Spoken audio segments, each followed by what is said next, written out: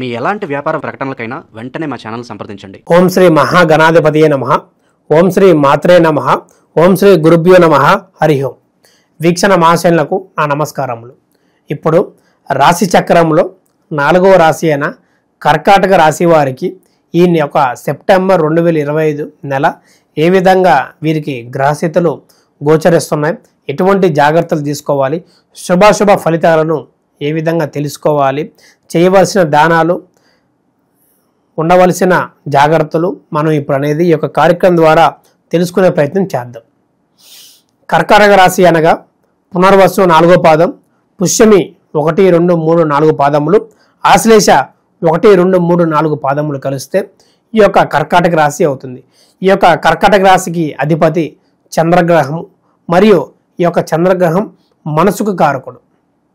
మనసుకు అనేది చాలా వరకు ఈ యొక్క రాశి అనేది ఈ యొక్క గ్రహం ఆధిపత్యం అనేది చాలా వరకు కనబడుతుంది.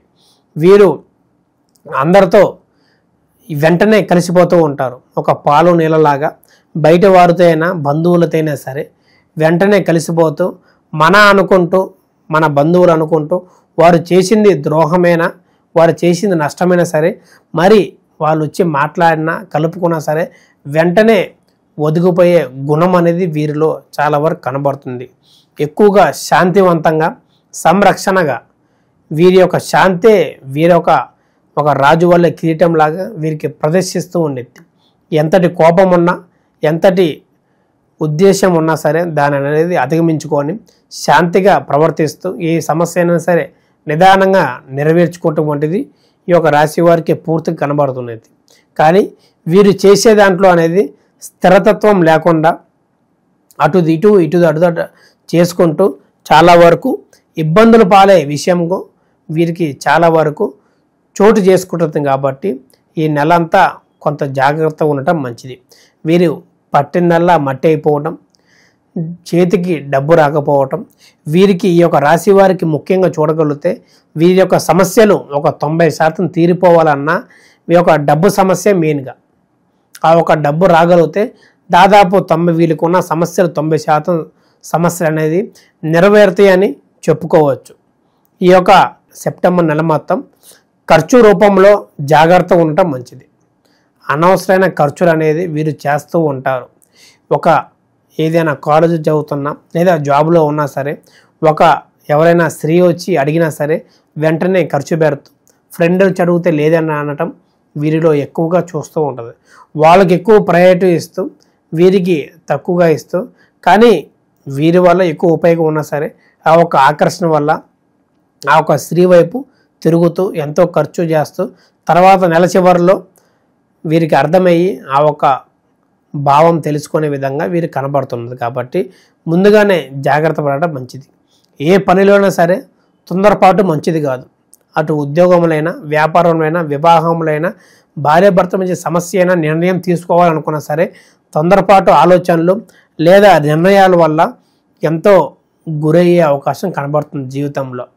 ఇప్పుడు అన్నీ సవ్యంగా సాగినా సరే ఆ ఒక నరం లేని నాలుక ఎంత పలికిస్తుందో అంత ఎట్లా పడితే అట్లా మాట్లాడుతూ తర్వాత అనేది ఇబ్బందికరంగా మారే విషయం కనబడుతుంది. కాబట్టి జాగ్రత్త తీసుకొని పెద్దల్ని గౌరవిస్తూ చిన్నవాళ్ళని స్నేహంతో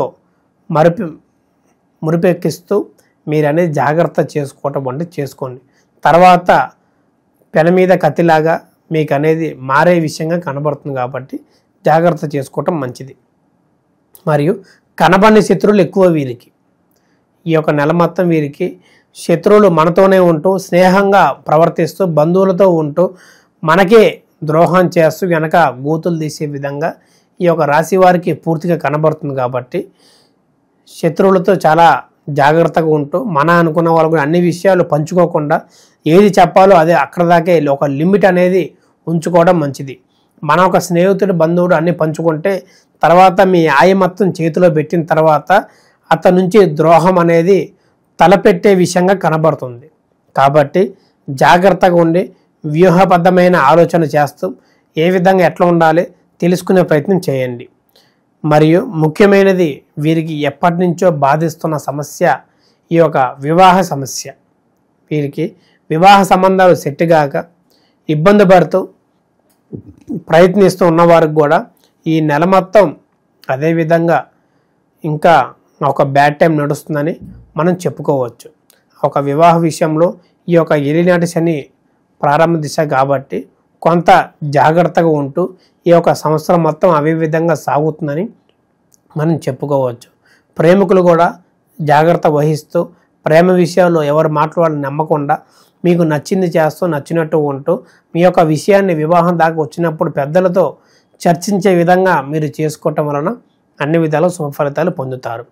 ఈ యొక్క రాశి వారికి చెప్పదగిన సూచన దక్షిణామూర్తి స్తోత్రం పారాయణం చేయడం, లేకపోతే గణపతిని ఆరాధించడం వలన మీకు అన్ని వింట శుభ ఫలితాలు కలుగుతాయని మనం చెప్పుకోవచ్చు.